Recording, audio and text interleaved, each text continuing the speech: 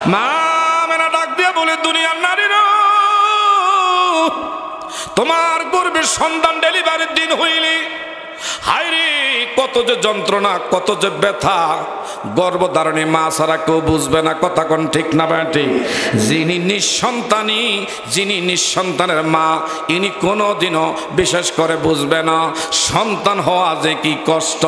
মা আমেনা বলে, আমার গর্ভে সন্তান ডেলিভারির দিন হায়রে ঘরটা অন্ধকারচ্ছন্ন। হঠাৎ করে আমার মনের ভিতরে প্রশ্ন জাগলো, নাও রাত্রি নাও দিন, রাত বলছে আল্লাহ আমার বাগে আপনার বন্ধুরে পাঠাইলে আমি বিশেষ করে রাত ধন্য হব। দিন বলে আল্লাহ আপনার বন্ধুরা আমার বাগে দেন, আমি দিন ধন্য হয়ে যাব। রাত্র দাবি করলেন, দিনও দাবি করলেন। আল্লাহকে আমি রাত্র দিন কোনোটার মনে আমি কষ্ট দিতে পারি না। দুইজনের সমন্বয়ে আমার আল্লাহ নাও রাত্র নাও দিন।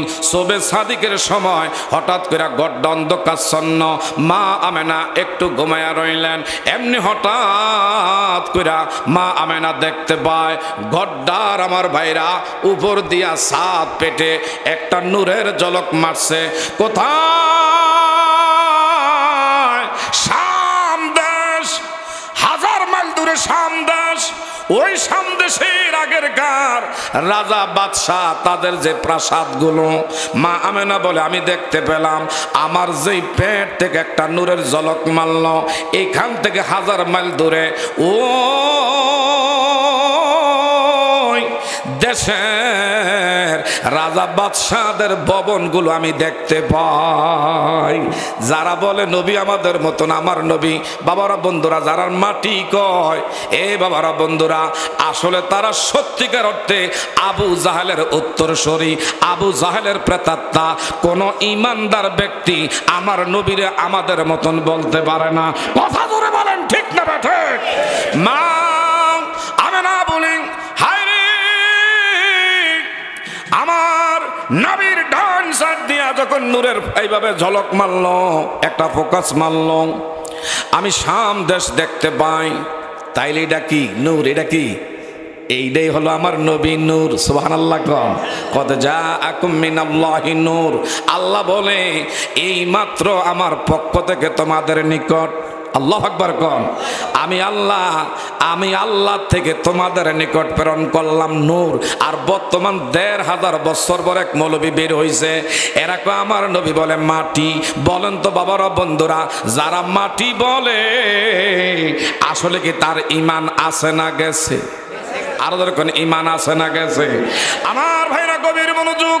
আমার নবীজির মা আমেনা হঠাৎ করে গড্ডা অন্ধকারচ্ছন্ন, এখন আলো হয়ে গেল। এমনে দেখতে পায় কিছু মহিলার আনাগোন। হঠাৎ করে মা আমেনা বলল, কে গো তোমরা এই মুহূর্তে কোত্থেকে এসেছো? হঠাৎ করে একজন পরিচয় দিল, গো এগো আমেনা, দেখো তো, দেখো তুমি আমারে কখনো দেখছো নি? কহ আপনার তো আমি দেখছি, আপনি তো হলেন আমাদের মা হাওয়া আলাইহিস সালাম। সুবহানাল্লাহ। আপনি তো আমার গর্ভে আমার সন্তানের জন্য দাঁড়ায়া দাঁড়ায়া সালাতু সালাম দিছেন।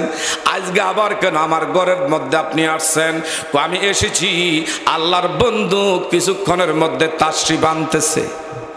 আল্লাহর বন্ধুর সুবাস সসরা করার লাইগা, খেদমত করার লাইগা আল্লাহ পাক আমার জান্নাত থেকে পাঠাইছে। আরেকজন নারীরে প্রশ্ন করলেন, আপনি কে? আমি হইলাম হযরতে সেই বাবারা বন্ধুরা ঈসা রুহুল্লাহর মা, যার নাম হলো বিবি মারিয়াম। শুধু তাই না আমার ভাইরা, হযরতে আসিয়া দর্শন, সেই হযরতে ইয়াকুব, আমার বাবারা বন্ধুরা, আরেকজন বিবি রহিমা, আইয়ুব নবীর স্ত্রী, একদিন দুই দিন না 18 বছর পর্যন্ত কুষ্ঠরোগ্ন ছিল হযরত আইয়ুব নবীর, যিনি সেবা শুশ্রূষা কইরা আমার বাবারা বন্ধুরা 10 জন নারীর মধ্যে অন্যতম একজন মহিষী নারী, জান্নাতি নারী, যার নাম হলো বিবি রহিমা। এই রহিমা আমার নবীজি যখন আগমন করতেছে নবীর খেদমতের জন্য জান্নাতের মধু, জান্নাতের জৈতুন তৈল নিয়া, জান্নাতি পাত্র নিয়া এইভাবে দাঁড়ায়া দাঁড়ায়া আমার নবীর খেদমতের অপেক্ষায় জোরে জোরে বলেন মারহাবা।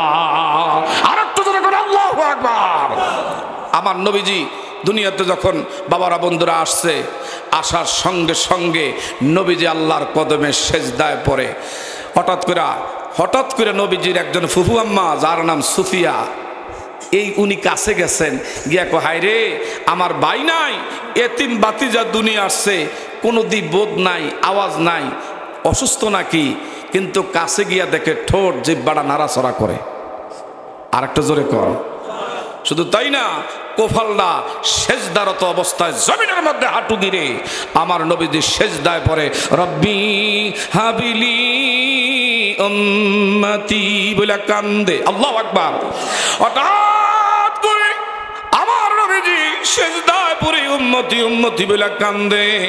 ইনি কো, আমি আমার দুইটা কান আমার এতিম বাতিজা